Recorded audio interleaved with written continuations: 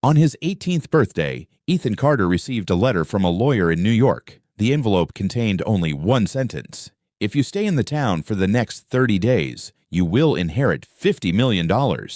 Ethan laughed. It had to be a scam. He had grown up in a tiny town in Montana, working part-time at a gas station and struggling to pay community college fees. Nobody in his family was rich, but when he called the number on the letter, the lawyer confirmed everything. A distant relative he had never met had left him a fortune. There was only one condition. He could not leave town for 30 days. If he crossed the town limits even once, the inheritance would disappear forever. $50 million for doing nothing.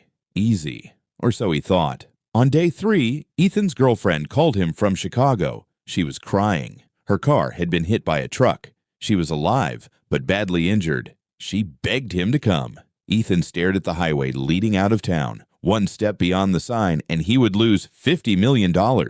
He didn't go. On day 8, a wildfire threatened a nearby ranch where his best friend worked. The friend called asking for help. Again, Ethan stayed. The money was too important. By day 15, the entire town knew about the inheritance.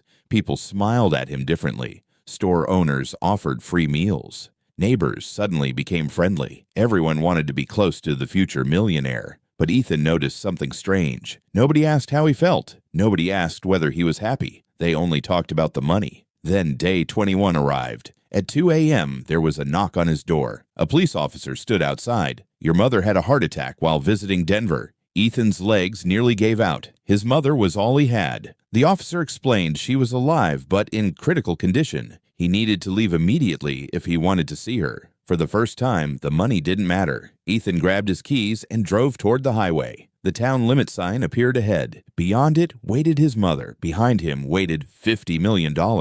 He stopped the car. Tears filled his eyes. Then he pressed the accelerator. The moment he crossed the town line, his phone rang. It was the lawyer. You just forfeited the inheritance. Ethan hung up without answering. Nothing was worth more than family. 6 hours later, he arrived at the hospital. His mother was sitting upright in bed, healthy, smiling. Ethan froze. What is going on? A familiar voice answered from behind him. The lawyer stepped into the room. The heart attack was fake. Ethan stared in disbelief.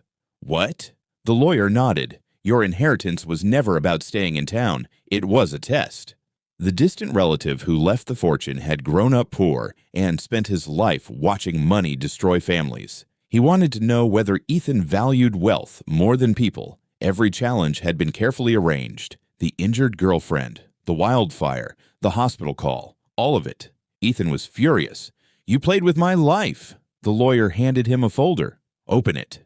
Inside was a bank statement. Not for $50 million, for $500 million. Ethan's eyes widened. The moment you chose your mother over the money, you passed. The lawyer smiled. Anyone can chase wealth. Very few walk away from it when someone they love needs them.